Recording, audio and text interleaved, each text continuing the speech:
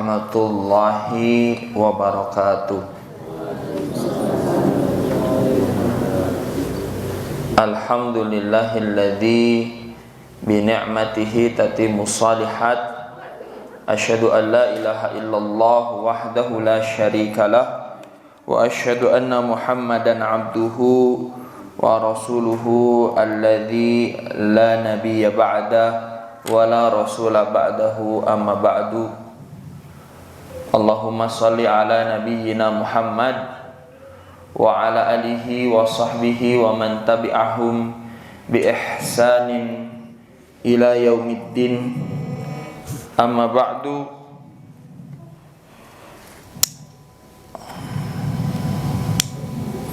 Akan ibu, alhamdulillah kita kembali melanjutkan kajian subuh. Pada kesempatan kali ini kitab Riyadhus Shalihin ya. Dan kita kemarin sudah membahas bab kedua, yakni tentang taubat.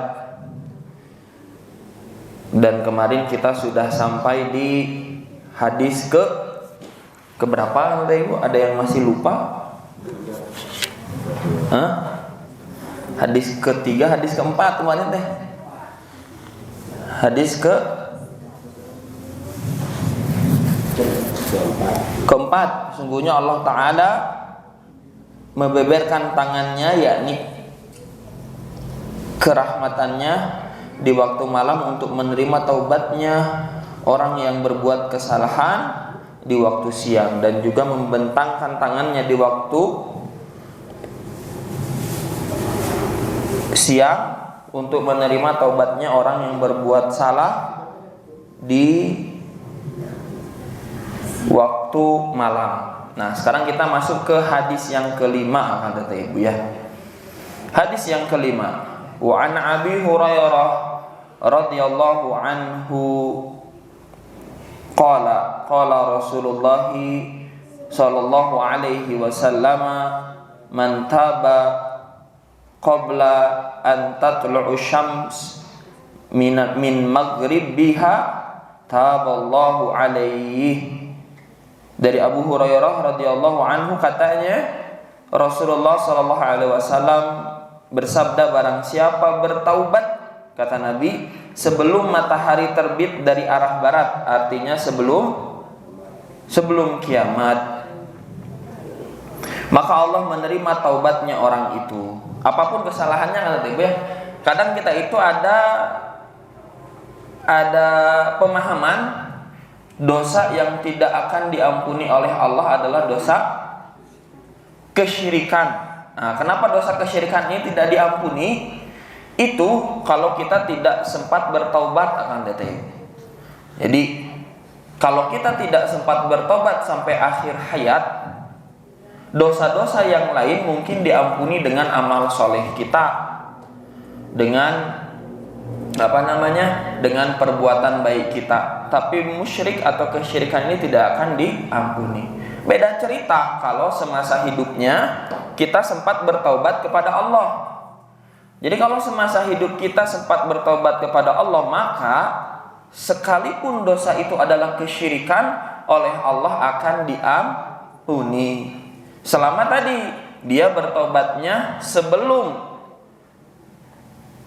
wafat, sebelum dia meninggal, dan juga sebelum matahari terbit dari barat. Jadi semua dosa oleh Allah akan diampuni. Ya, maka Allah akan menerima taubatnya.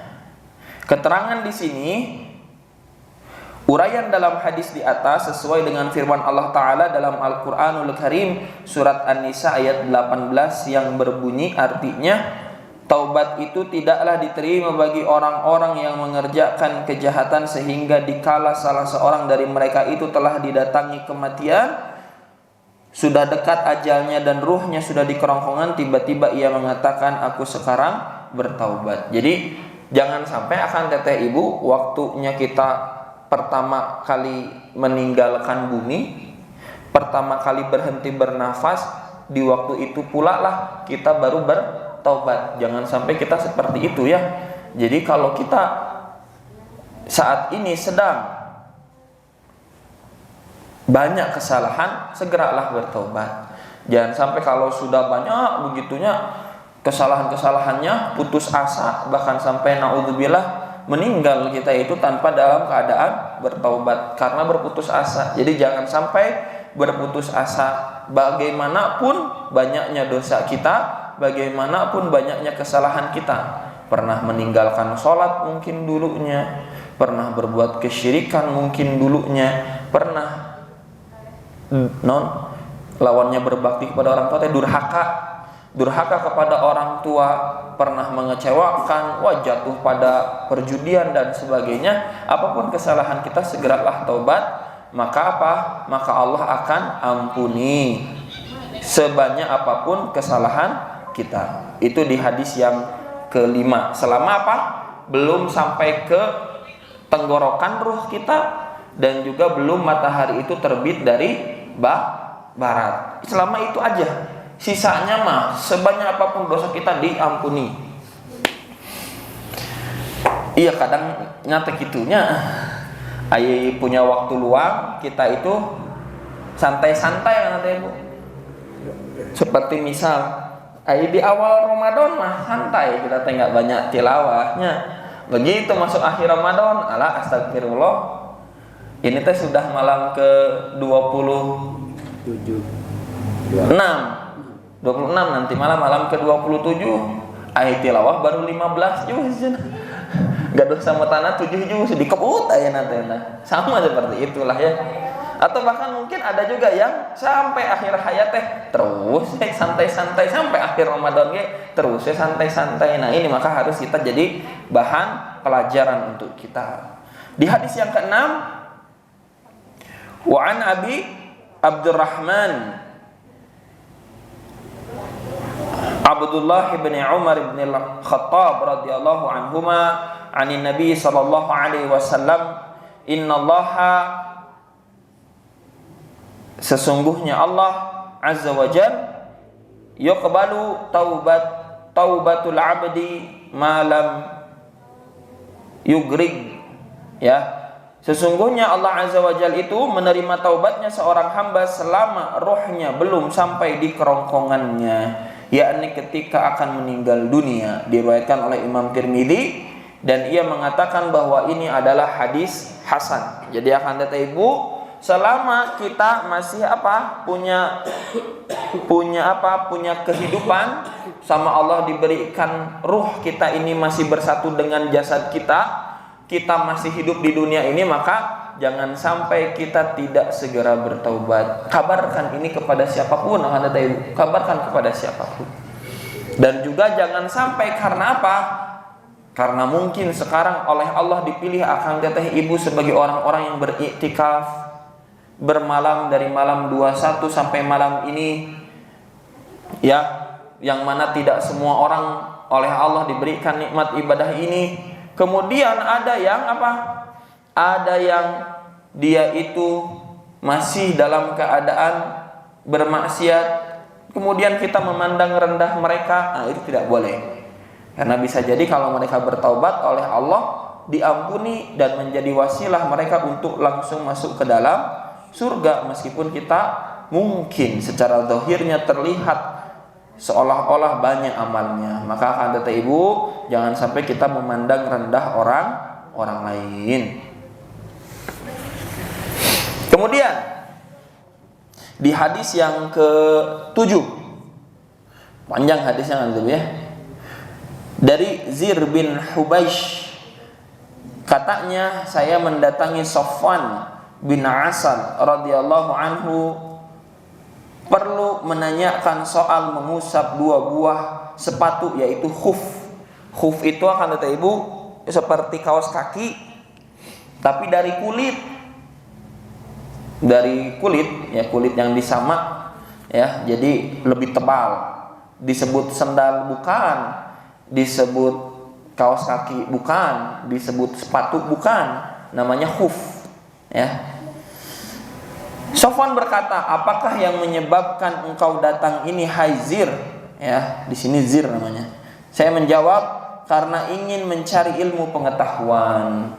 Ia berkata lagi, sesungguhnya para malaikat itu sama meletakkan sayap-sayapnya, yakni berhenti terbang, dan ingin pula mendengarkan ilmu, atau karena tunduk hormat kepada orang yang menuntut ilmu, karena ridho dengan apa yang dicarinya. Jadi bahkan para malaikat juga apa? Kalau sedang terbang, ketika ada ilmu maka dia pun turun dan menyimak, bahkan tunduk hormat kepada orang yang memiliki ilmu. Karena apa? Karena ridho dengan apa yang dicarinya. Kemudian saya berkata, Zir itu berkata, sebenarnya saya sudah tergerak dalam hatiku akan mengusap di atas dua buah sepatu khuf itu sehabis buang air besar atau kecil. Engkau adalah termasuk salah seorang sahabat Nabi SAW. Maka dari itu saya datang ini untuk menanyakan kepadamu, apakah engkau pernah mendengar beliau SAW menyebutkan persoalan mengusap sepatu khuf itu daripadanya? Sofan menjawab, iya pernah. Rasulullah SAW menyuruh kita semua jikalau kita sedang dalam bepergian, supaya kita jangan melepaskan sepatu khuf kita selama 3 hari dengan malamnya sekali, kecuali jikalau kita terkena janabah. Janabah itu apa nanti Bu? Janabah itu kita terkena hadas ya, atau terkena najis begitu. Tetapi kalau hanya karena membuang air besar atau buang air kecil, atau karena sehabis tidur, bolehlah tidak usah dilepaskan. Nah ini siapa? Zir ini menanyakan kepada Sofwan tentang hukum tata cara memakai khuf, tata cara bersuci dengan memakai khuf dan sebagainya. Kemudian saya berkata lagi, apakah engkau pernah mendengar beliau SAW menyebutkan persoalan cinta? Dia menjawab, iya pernah. Pada suatu ketika kita bersama dengan Rasulullah SAW dalam bepergian. Dikala itu kita berada di sisinya, itu tiba-tiba ada seorang A'rab. A'rab itu orang Arab dari pegunungan atau Arab Badui. Ya, seorang A'rab memanggil beliau dengan suara yang keras sekali. Katanya, "Hai Muhammad." Kata orang Arab Badui itu. Rasulullah SAW menjawab dengan suara yang sekeras suaranya itu pula. "Mari kemari," katanya begitu ya. "Sini sini," gitunya kata Nabi tanya. Saya berkata pada orang Arab tadi, "Celaka engkau ini. Perlahankanlah suaramu, sebab engkau ini benar-benar ada di sisi Nabi SAW. Sedangkan aku dilarang semacam ini, yakni bersuara keras di hadapannya." Jadi akan kata ibu, para sahabat itu dilarang suaranya lebih keras atau teriak-teriak gitu ya di depan Nabi teh. La tarfa sauta fauqan Nabi. Janganlah kamu meninggikan suaramu di atas suaranya Nabi. Tapi orang Arab Badui ini teh, Muhammad, padahal mah dekat dengan Nabi teh. Nabi teh dijawab, kadiu. Oh gitu. Ya, kira-kira kan teh ibu, sekarangnya ada orang masuk. Kita teh lagi kajian, lagi nyimak semua. Akang, cenah ada mah. Gua dijawab, kadiu. Nah, bagus tidak kira-kira seperti itu adabnya? Tidak bagus ya. Tapi apa? Sehingga sahabat tadi menegur, tong gogorokan, dah dekat Nabi teh. Cenah kitu dekat Nabi tong gogorokan, cenah kitunya.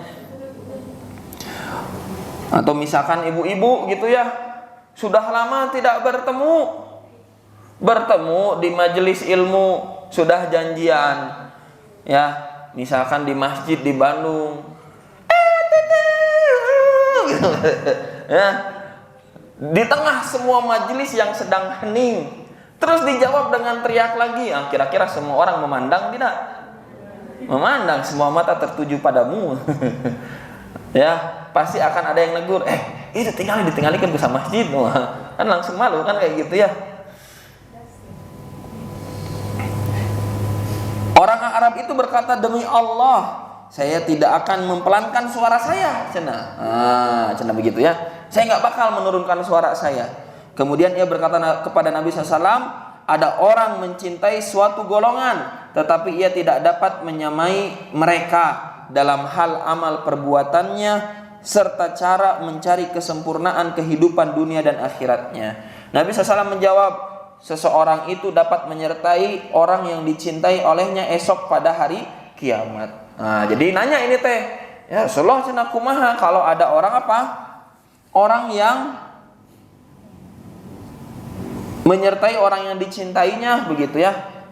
Orang yang tidak bisa menyamai orang-orang yang dicintainya dalam hal amal soleh dan mengejar urusan dunianya, tapi kita teh cinta kepada mereka kumaha.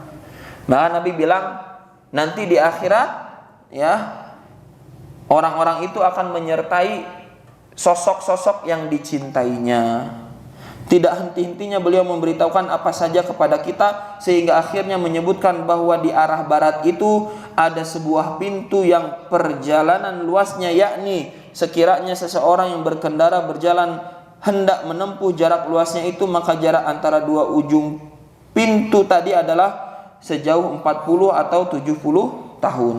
Salah seorang yang meriwayatkan hadis ini yaitu Sufyan mengatakan di arah Syam pintu itu dijadikan oleh Allah Ta'ala sejak hari dia menciptakan semua langit dan bumi senantiasa terbuka untuk taubat, tidak pernah ditutup sehingga terbitlah matahari dari sebelah barat, yakni dari dalam pintu tadi. Diriwayatkan oleh Imam Tirmidzi dan lain-lainnya, dan Imam Tirmidzi mengatakan bahwa hadis ini adalah hasan sahih. Jadi ada teh ibu, orang Arab Badui ini teh bilang, ya Rasulullah, kumaha saya teh mencintai atau ada satu golongan yang mencintai golongan yang lain. Seseorang mencintai orang yang lain tapi nggak bisa menyamai amal solihnya, nggak bisa menyamai amal dunianya. Tapi kita teh mencintai, akan teteh ibu duduk di sini saling mengasihi, menyayangi sesama satu majelis, sesama satu kaum muslimin begitu ya. Tapi akan teteh ibu teh sadar, aduh ya Allah gitunya, akang ieu mah meuni enakeun ngaosna teh begitu. Akang ini mah meuni banyak hafalannya teh. Gitu ya, ari abi masak kieu-kieu we kumaha ieu cenah. Bagaimana nasibnya? Diadukan tadi oleh orang Arab itu ya. Maka Nabi SAW mengatakan, kamu akan dibangkitkan dengan orang yang kamu cintai di hari kiamat. Ya, dan bahkan pintu taubat itu terbuka terus. Ya, tidak ada masalah, sok berkumpullah dengan orang-orang yang soleh dan perbanyaklah taubat. Akan teteh ibu ya. Kita harus senantiasa berkumpul dengan orang-orang yang soleh. Karena di sini ada orang mencintai suatu golongan, tetapi ia tidak dapat menyamai mereka dalam hal amal perbuatannya serta cara mencari kesempurnaan kehidupan dunia dan akhiratnya. Maka Nabi bilang apa? Nabi bilang seseorang itu dapat menyertai orang yang dicintainya olehnya pada hari kiamat. Jadi setidaknya Kang Tete Ibu, kalau kita baca Quran masih belum lancar, hafalan masih sedikit, ilmu agama baru mulai belajar, adab dan akhlak masih belum ketolong, sedekah belum bisa banyak, maka apa? Maka mudah-mudahan kita punya amal soleh, yaitu apa? Duduk kumpul bersama dengan orang-orang yang soleh, mencintai orang-orang yang soleh. Sahabat-sahabat kita adalah orang-orang yang soleh, karena nanti di hari kiamat bisa jadi kita itu justru dibangkitkan, dibanyakkan amal solehnya hanya karena amalan tadi, yaitu apa?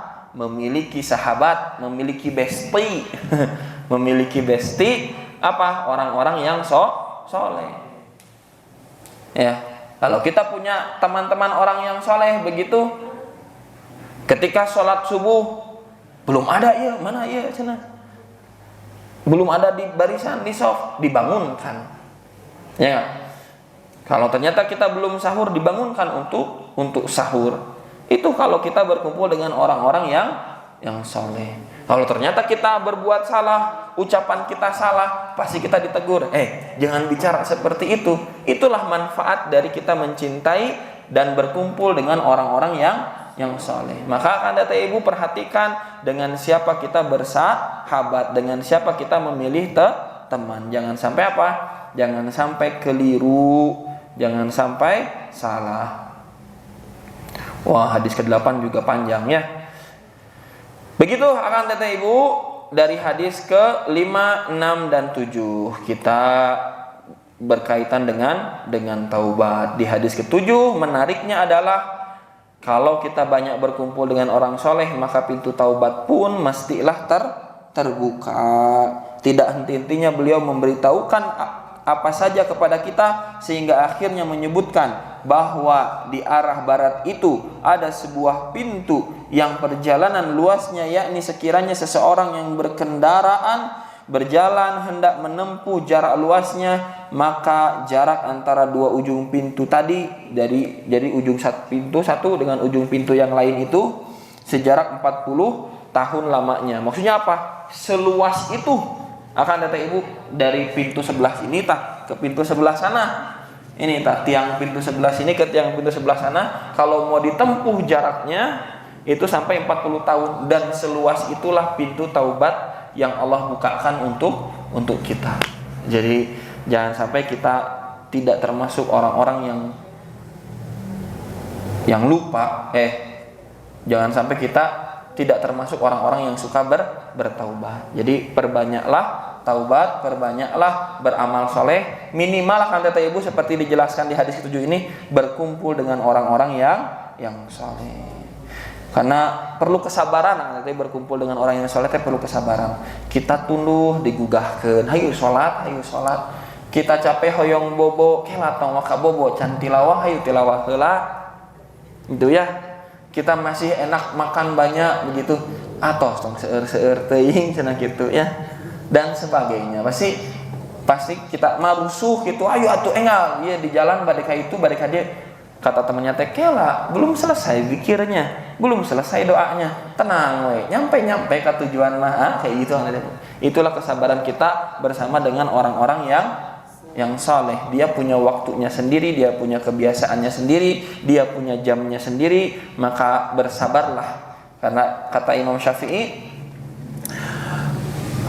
mendapatkan sahabat teman yang saleh itu sulit, maka peganglah erat-erat, karena melepaskannya lebih mudah. Bahkan berikan 70.000 alasan untuk memaklumi kesalahannya. Kan kata ibu ya, sama teman kita anu soleh pasti mungkin jatuh pada kesalahan, maka berikanlah ia itu apa? Pemakluman. Bahkan sampai kalau perlu kita kasih 70.000 alasan pemaklumannya. Masalahnya kita teh kalau lihat kesalahan langsung suudzon we ka mana-mana gitu nya. Jangan dibiasakan begitu nanti Bu ya. Habis itu apa? Pemakluman, kita tanya, kalau ternyata memang dia berbuat salah, kita ajak bertaubat. Itu akan kata Ibu yang bisa disampaikan. Kurang lebihnya mohon maaf. Jazakumullah khairan, barakallahu fikum. Aku qouli hada wa astaghfirullahi wa lakum. Kita lanjutkan di hadis ke-8 besok insyaallah. Ini hadisnya sampai ke-12 juga. Masih perkara taubat. Subhanakallahumma wa bihamdika asyhadu an la ilaha illa anta astaghfiruka wa atubu ilaik. Akhir kalam. Assalamualaikum warahmatullahi wabarakatuh. Waalaikumsalam.